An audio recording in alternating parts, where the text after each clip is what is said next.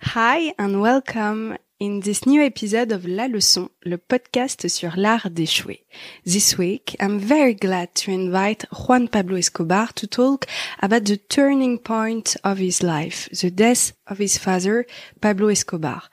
Before everything, I would just tell to you who is listening this one of a kind episode that I'm sorry for my poor English. I tried to talk as much as I could before this episode, but damn, my grammar. I'm not pretty sure about it. Hi, Juan Pablo. Hello, how are you? It's a pleasure and an honor to be here with you today. Yeah, I'm so happy too. You wrote 2 books, the last one about what lesson you learn on this very unconventional journey, with a lot of respect for the victims and a very wise voice against drug traffic. If you may, I would like to read a quote from your last book, Ce que mon père ne m'a jamais dit, en français aux éditions Hugo Doc. It's a bit weird to listen to yourself in another language, right? Yeah, absolutely. Ce livre fait partie d'un exercice très personnel, profond et sincère, qui a pour seule ambition de raconter une histoire, afin que personne ne la reproduise. Je veux partager mes expériences de vie aux côtés de mon père, Pablo Escobar, et les profondes blessures qui m'ont poussé à choisir de ne pas devenir comme lui. C'est aussi un exercice qui prouve que la paix et la réconciliation ne sont pas des utopies. J'espère sincèrement que vous pourrez apprendre de mon histoire, de mes erreurs et de celles de mon père. Je propose donc ces pages comme ma contribution à la vérité et à la réparation symbolique de ceux qui furent victimes des crimes de Pablo Escobar. Je n'ai pas d'arrière-pensée, je ne recherche ni la revanche ni la vengeance. Je ne veux pas mettre les victimes de mon père dans l'embarras ni constituer une menace pour ceux qui commettent encore des délits tapis au cœur du pouvoir. Je veux simplement raconter des histoires et contribuer d'une certaine manière à établir la vérité sur une époque qui a marqué pour toujours un pays et un continent. Le 2 décembre 1993, à 15h30, je menaçais la Colombie tout entière. Moi seul, je vais tous les tuer, ces fils de pute. J'étais plein de douleur. Mon père était mort et je n'étais qu'un adolescent qui ne savait pas ce qu'il disait. Je me suis alors trouvée face au plus grand croisement de ma vie. Soit je suivais les voies de la rancœur et du sang qu'avait emprunté mon père, soit je me rétractais et m'engageais à être irréprochable. Je vivais sous les balles et pourtant j'ai choisi la paix. Tell us the story of the phone call who changed everything for you. Yes, of course. Well, that phone call literally changed my life and put all my family in danger also. I was totally aware that my father was committing on purpose his biggest mistake. He was using the phone to call the family because he was totally aware that the police were tracing the call. So I felt like confused at the very beginning because he teach me not to use the telephone and he was using it at the same time. At 16, you already knew how to handle this kind of stuff. Absolutely, yes, because it was the only way to survive, to guarantee our survival as a family. So for me, it was a very, perhaps one of the most, the toughest moments I ever experienced in my life because of the pain of losing your father. But more than that is feeling totally alone. You know, nobody will protect you because the police wasn't going to protect anybody because they were just like the enemy in those times. So for me, that call, it started all because a journalist sent us some questions. Okay. And they wanted to hear my father's opinion about some matters about the country. He was already undercover at this point? Not undercover, but later on I figured out that even my father's enemies, they planned the interview so they could invite my father to grab a phone and call us. And so they use us as bait, you know, to catch a big fish. So that day I reacted, of course, very violently. I said to the press that I was going to avenge my father, that I was going to kill everyone. But it took me only 10 minutes to think about it deeply and to understand the meaning of my words and my sentences. So did your father already give you some advice how to react? Never, in because this kind of situation? We never thought about this situation, because my father, even if we spoke a lot about death, there wasn't any kind of myth about death between us as family, because that was a daily thing in our lives. Of your life. My father was a very confident man. He never thought that he was going to end his life that way, and also being such a young man, because he died when he was 44 years old. Yeah. And so after 10 minutes, you just realize your own words. Yes, and I called the media again, and I asked for the opportunity to say once again what I was thinking more clearly, when I was a little bit more calm, because I felt, of course, destroyed. And my father, I was just, having a conversation with him on the phone 10 minutes ago. So, and suddenly I received another call from a journalist saying, your father just passed away. He died. The police killed him. You already knew it, right? You felt. I felt, so many times I read and I heard that my father was dead, because press also published that I couldn't believe that at the beginning, because, I just had a conversation with him 10 minutes ago. So it was very unlikely, like something like that could happen. But of course it happened. And then and you I had the opportunity to call the presence and present my apologies for what I've said, and to swear that I was going to do whatever it takes to make peace in Colombia. And that's what I've been doing for the past almost 30 years of my life since then. Did you ever consider having this kind of path? It wasn't even something possible for you? Yes, or? When I said the threats, I literally start thinking about how to be Pablo Escobar 2.0.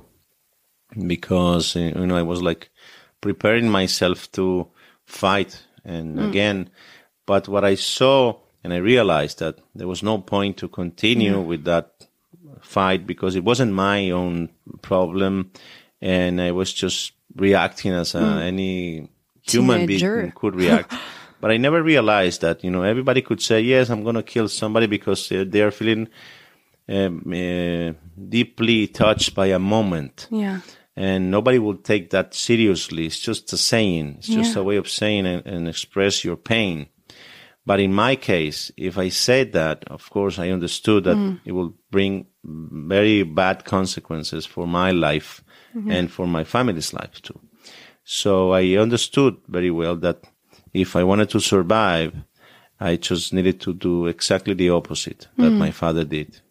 I guess that when you experiment this kind of hardest, deepest sadness feeling of losing your own father, you just realize that it's actually happening to others, and you don't want to have it anymore in your life.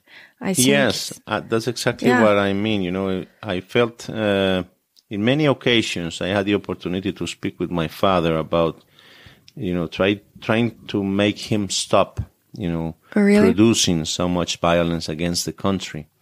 So exactly in that time frame, from the 10 minutes, I have many opportunities to remember in how many occasions I told my father and I asked him to stop violence. And now I was about to repeat his own story. So for me, it was like I felt that there was no point to continue with his journey and path, and that I needed to find my own path in life. Yeah. But it was very hard because, everybody wanted us death in Colombia. The police weren't there to protect us. They were there to kill us. So I didn't have the option to call 911 and I was going to receive help. Nobody was going to send me any kind of help. So I was on my own, alone, in the whole world, because I remember that a few days before his death, we tried to fly to Germany. Yeah. And then we were forced to go back to Colombia. And I even remember there was so much, like fear and at the same time discrimination and, a lot of prejudice against the family, that it was so hard, that situation, that when they put us on the plane, even France prohibited that the plane where the Escobar family were, they didn't want it even to touch the airspace from France. So imagine it was like, and the pilot, he publicly is the captain of the airplane. He publicly said that we are going to is going to take longer, the flight, because the French authorities didn't allow us to cross the airspace from France. Imagine the feeling for a young man who is building his own identity. You have a last name who is very famous, and even if you want to start again, make things right, the world isn't okay with that. Yeah, and there was no way out. If you think about it, there was no way out. It is a miracle that I'm here talking to you today, because I was supposed to be dead already since I was 16. So I've been living, extra time for many, many years, and I'm very grateful for that. And I'm just, having such a big story behind and such a violent story behind. Sadly, thanks to my father's actions in life, it's very hard for you as a human being to find a way out, and to find a way out to heal and not to destroy anyone, and not to, not to hurt anyone. And I believe that thanks to my books and my documentaries and what I'm doing, it was my only way out of that kind of life. Yeah. And I found, thanks to the books and what I do as a lecturer also, it's a way of healing, a way of, finding forgiveness and reconciliation with my father's victims. And it's also, and when you ask for forgiveness, you are not asking, this is very important for me, you are not asking to forget what happened. It's a very different thing. For me, forgiveness, it is about healing. You don't want that too. No, that's why I wrote my father's stories in 2 books, because I want everybody to remember what he did in the past, and how many people were hurt, and so nobody will dare to repeat this story. So it drove you to a path of healing for yourself, but also for others, because you are an architect, but next to that, you work with a lot of ONG to fight this drug system with hurting so many people. Can you talk about your work on that? Yes, of course. Well, for me as an architect, a writer, an industrial designer, I do many things. It shouldn't affect me what the world decides about how to handle drugs. Yeah. But for me, the biggest mistake we ever committed as humans, it is called prohibition. Okay. Because prohibition only sponsors violence, gun sales everywhere, corruption. It supports every kind of corruption. And today, the criminal organizations like my father's, they are just growing and growing and getting bigger and bigger and bigger every day. That's so sad. And so prohibition is the best way to help the criminals to have more than enough power to challenge any democracy. For drugs, but for any other kind stuff, of soul or human being or, will. So for me, it is time to start thinking about the possibility of declaring peace on drugs. No more declaring war on drugs. Look at the results. We have been, suffering in Latin America, just for you to know, more than only between Mexico and Colombia. Yeah. Already 1 million people died because of prohibition. Oh my God. And for me, this is a very long subject to discuss. Yeah.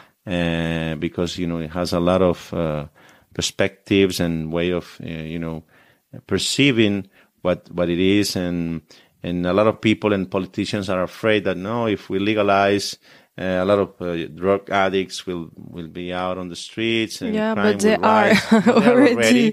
And let me tell you one thing: the best propaganda for a product is prohibition. Mm-hmm. I would really love to find a judge who could prohibit in France my 2 books, and you will know and see how the sales will raise. Wait, I'm turning to Marie, who is our PR, who work on your book and mine. What do you think, Marie?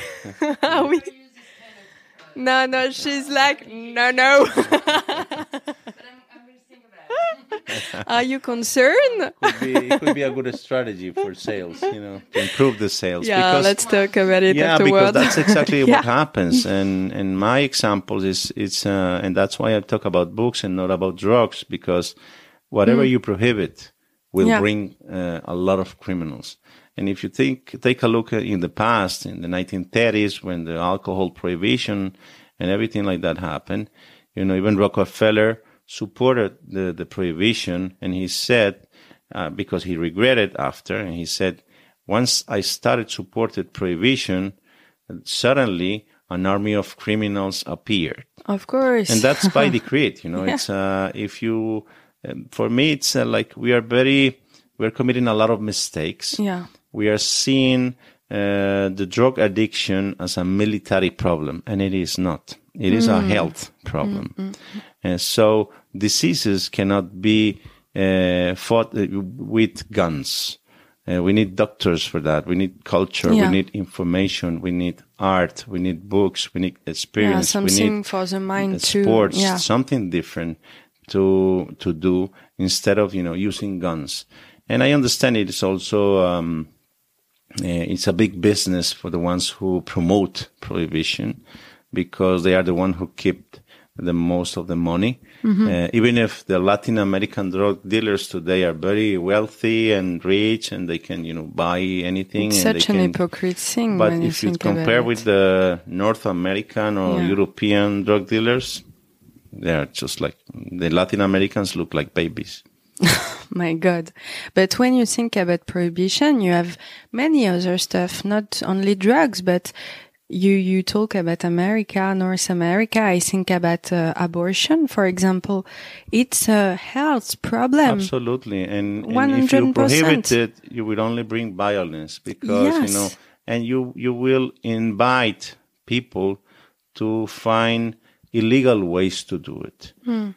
So for me, it's, when you prohibit, when a government wants to prohibit something, it's like saying, I don't want to take responsibility for this problem. So I'm going just to pursue the criminals, and that's what I'm going to do. But they are not realizing that they are just helping the criminals to grow their own power, even to corrupt themselves. So it's, we need to change that way of thinking, and we need to make people aware that any politicians that is supporting prohibition, he needs to know, or she needs to know, that they are helping the criminals, not the people, not the population, nor they are protecting the criminals with prohibition. Because I don't know any drug dealer, I don't know even one who is in favor of legalization, because it'll be the end of his power and his business. Yeah, that's true. And the next day he will be poor. But that's very smart of the government to do that, because it shows, of course, for the beautiful image, they show that they care, because they talk about it. They are creating some laws like, oh, we don't that, so we look at us, we will do something for it. The fact is they are just creating chaos and helping chaos to grow. Yeah. And they are not helping. They are just ruining more our lives. And look at the example, 1 million Mexicans and Colombians already killed each other because they want to take control of the drug trafficking market. That's so sad to think about. This is a responsibility that should be in the hands of the governments. And we have several examples already around the world that, some countries are just like starting to think differently and to see the problem as they need to face it in a different way. Look at the example of Portugal, even Switzerland, or, the Netherlands, or some of the countries. And even in the United States, today more than 50% of the states are already legalized marijuana. Yeah. But they are supporting the war against marijuana in Latin America. So come on. It's like, is it a joke or what? In French, it's God, please forgive us. Mon Dieu. Yeah, it's like it has such an hypocrite stuff. Absolutely, it is not helping us as a country, and because Colombia, unfortunately and sadly, is responsible for the 80% of the drug trafficking market. Around the 80%. We produce 80% of the drugs of the world.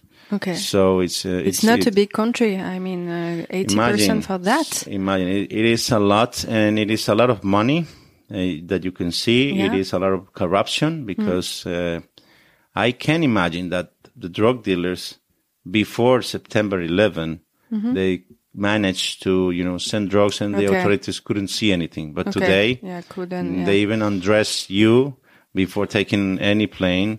So how can they explain? Because cocaine continue arriving everywhere. That is called corruption. Yeah. Because, we have the technology. Everybody had the technology to detect this kind of substances. But it's hypocrite. Yeah. And it's hurting a lot of people. And the worst or the best propaganda for the product is prohibition, because we try as human beings. When something is forbidden, when somebody wants to, to take out of your sight something, you feel curious for that. Yeah, you want to see, you want to find out what kind of substance are you prohibiting me, so this is even calling more people to try it than to be part of that. And I believe that this could be changed. And once drugs are legalized in the future, nobody will feel so curious, because they are going to be part of, our life. And back. If we are well informed, if we are well educated, and our fathers and mothers are well educated and know how to handle this, we will have better tools to face this problem, because it's going to be a problem, even if they kill in one day all the drug dealers in the world, the next day will be twice the amount of drug dealers. So this is not the way out of the problem. For me, we need to find a new perspective.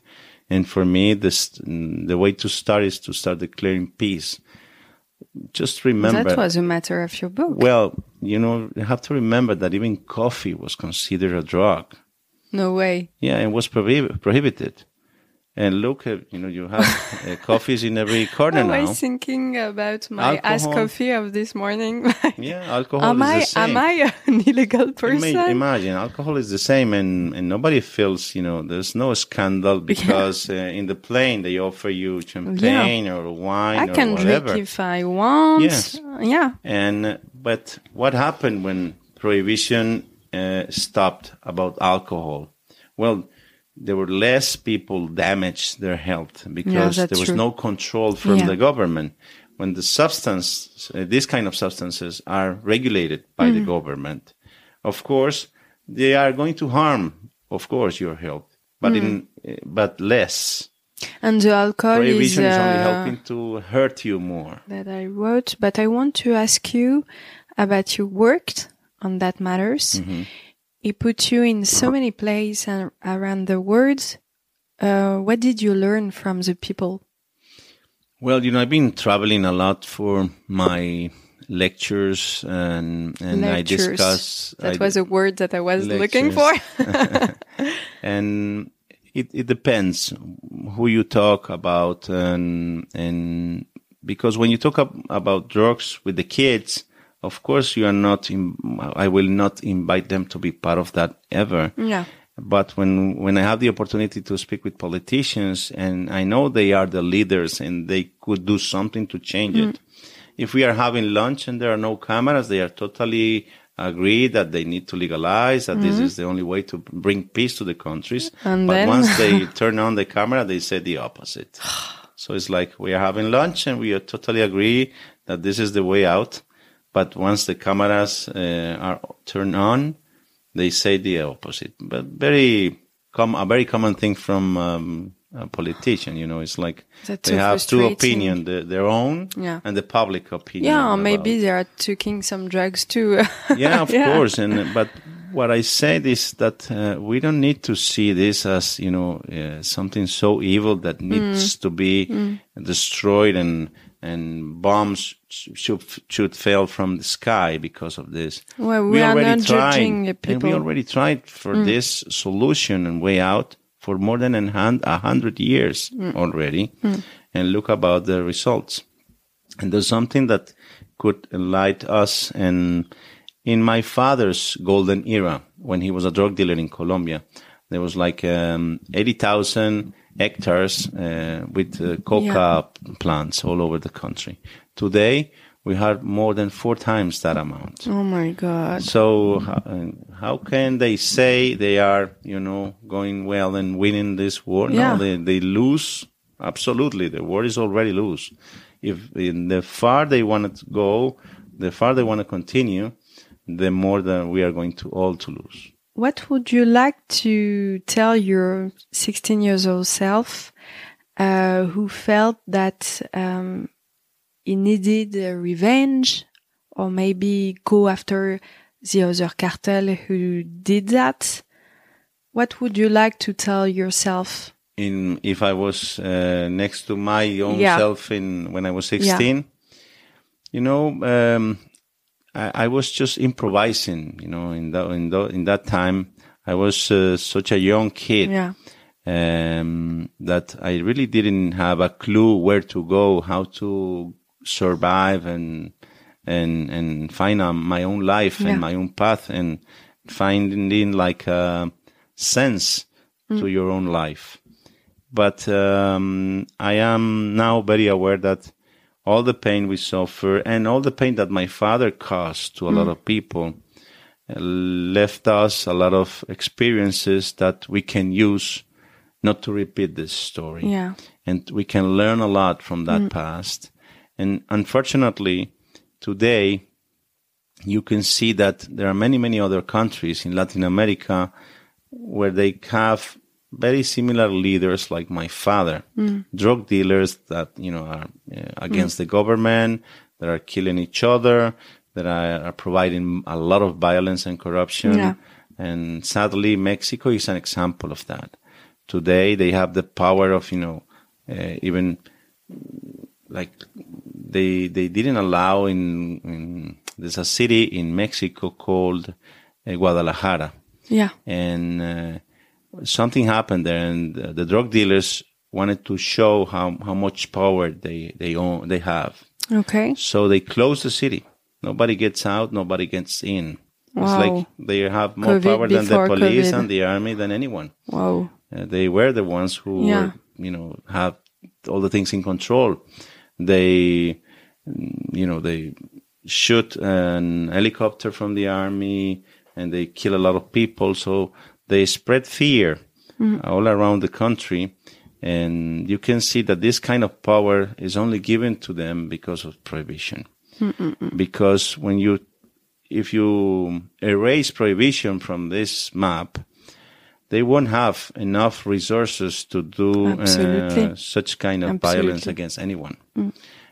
So I prefer to have a very rich government, because this is a business that it doesn't matter who's going to take control of it, but somebody will do. Somebody will take control. So we have no option, because there are a lot of consumers around the world willing to pay whatever it takes to find any kind of drugs. So there's a big market. If it is better than that market could be controlled by the governments that controlled by the criminals. It's very simple. It's simple, but it's as I told you, when we are having lunch with politicians, they are totally agree with what I am saying. But when they have a microphone, they say the opposite, because they are afraid of losing votes, of losing popularity. But they are not afraid of bringing more violence to their own people. It shows a lot about their character. They prefer to bring death and destruction and corruption instead of saying, we need to legalize because this is the only way out. Yeah. That's so frustrating to hear and to... Thank God I'm see. an architect, not a drug dealer, because that won't affect my life. But it did affect my life because it shaped my life in a way, and my country's future, and the Latin Americans' futures also. And I was my next question, actually. You are an architect. There is something interesting about that. You built and rebuilt stuff. Yeah, well, with my mates in architecture in the university, they used to say that my father has the demolition business and that I have the construction business. Yeah, that was my first thinking. Kind of jokes they used to do to me. So am I funny? Yeah. Yeah, no, but that's an interesting... and it's a way of healing also, having, without disrespecting anyone, but when you learn how to laugh about your own pain, it's also a way of to start healing. Yeah, absolutely. You can see you in another light. Absolutely. If you can take things with humor, you will see a different perspective, and you start, accepting what happened to you, but not allowing that what happened will cause even more damage to yourself. Amen to that. You have a son? Yes, Emilio? 9-year-old. 9-year-old. Yes, Juan Emilio is his name. What advice would you give him in the future, and how are you raising him? Well, he's totally aware of who is his grandfather. Since he started talking when he was like 1 year and a half, I explained to him that he has like 4 different last names. And he understood that very well. I was surprised because, of course, my son's name today, he has my actual legal identity because I legally changed my name when I was 16. And also my wife did the same. So actually his last names today are not the real ones. Okay. So I start this conversation with him. He's totally aware that his grandfather caused a lot of damage to society and that he was a drug dealer. Yeah. I don't want to have any subjects that I cannot talk about with my son. That's because not the kind he will of father eventually I want to be. Find out. Yes, they always do. And imagine if I allowed, Netflix to tell him the story of his grandfather, he would love to be like his grandfather right away. Yeah. But if it's me who's telling the story, I am totally sure that he will never dare to follow his grandfather's examples. Well, sit down. I will give you some. So this is what I'm doing is I started to tell him everything that my father started doing against the government, the journalists, and the people. Okay. And because I want him to be very aware of the damage that my father caused to Colombia and to the world. But at the same time, I have the responsibility to teach him how to love his grandfather, because what kind of father would I be if I teach my son how to hate his grandfather? So I need to find a very thin line that divides, reality and the love that we have towards my father, because he raised us as a family with a lot of love. That's also a fact. And that doesn't erase the violence he committed against others. I think it's interesting to think about that, about a gray area, because in life, nothing is white or black at all. And I think it shows to your son a lot of resilience too. And it's very interesting, I guess, for him to learn that from you. Yes, if you could have the opportunity to have a conversation with him and you ask him, tell me about your grandfather, and he will start saying, okay, my father was a criminal and my grandfather was a criminal. I want to have him on the podcast. Yeah, this is, and I prefer that because nobody will harm him using that against it's very powerful to be true to others. So he already is totally aware. Nobody will damage him because of the story of his own grandfather. And I believe that he has a lot of things to learn from it also. And it's my biggest challenge to raise my kid with enough human values. So once he had the opportunity to choose for himself, he will not follow my father's examples. That's a big challenge, so the biggest challenge I have. But the best one. Yes, of course. A final word about when you have a big fail in your life. Unfortunately, yours wasn't your fault, but still it was there. How to survive to something so strongly failing in your life, and how to find some resilience.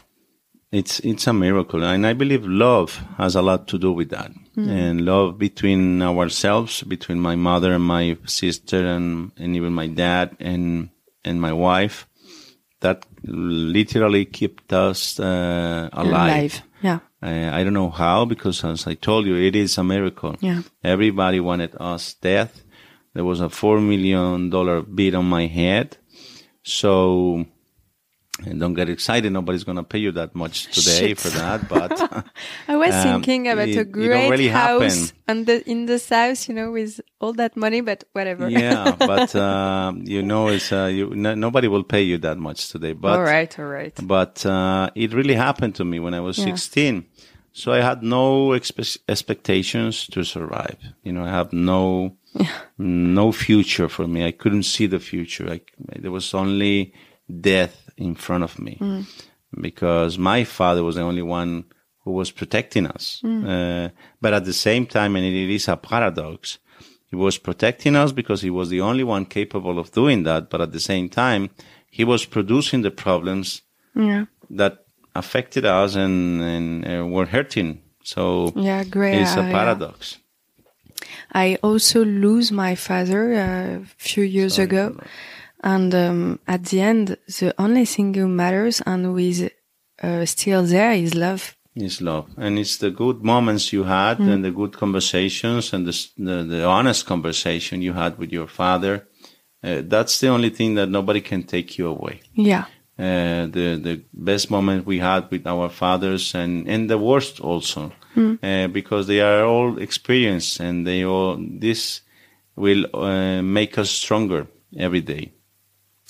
And not letting conversations, pending for tomorrow. Just if you needed to have a conversation with your father and mother, for my, coming from my advice, just go and have the conversation right away, because life is too short. You don't know. You never know.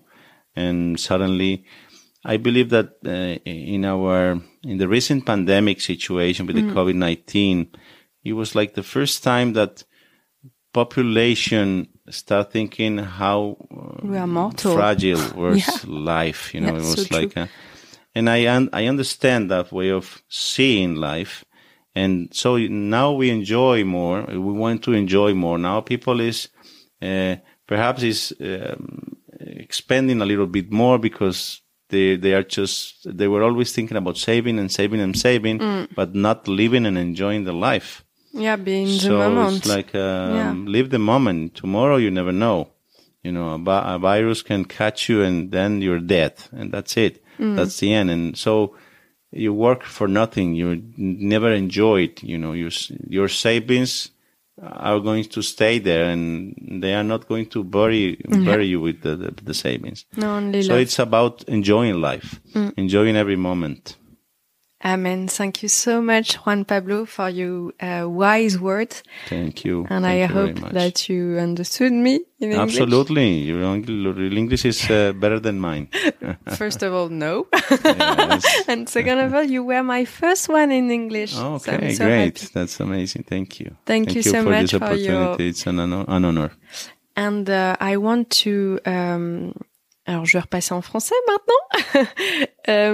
Vraiment, tout ça, vous pouvez le retrouver dans un livre passionnant qui s'appelle « Ce que mon père ne m'a jamais dit » aux éditions Hugo Doc. Et encore une fois, je remercie Marie qui est sur le canapé à côté de nous, qui est ma super attachée de presse et qui a rendu cette interview possible. Merci à tous les deux. Merci. J'espère que cet épisode spécial vous a plu. S'il rencontre son public, j'essaierai de le faire traduire en français. En attendant, j'ai essayé de faire au mieux avec mon anglais. Voilà, vous me direz ce que vous en avez pensé. N'hésitez pas à le partager et à me soutenir, notamment sur Instagram, Paulette_Grisoni sur Twitter, podcast LL en majuscule ou sur Facebook, la leçon podcast. On se dit à très vite pour un nouvel épisode. En français cette fois, promis.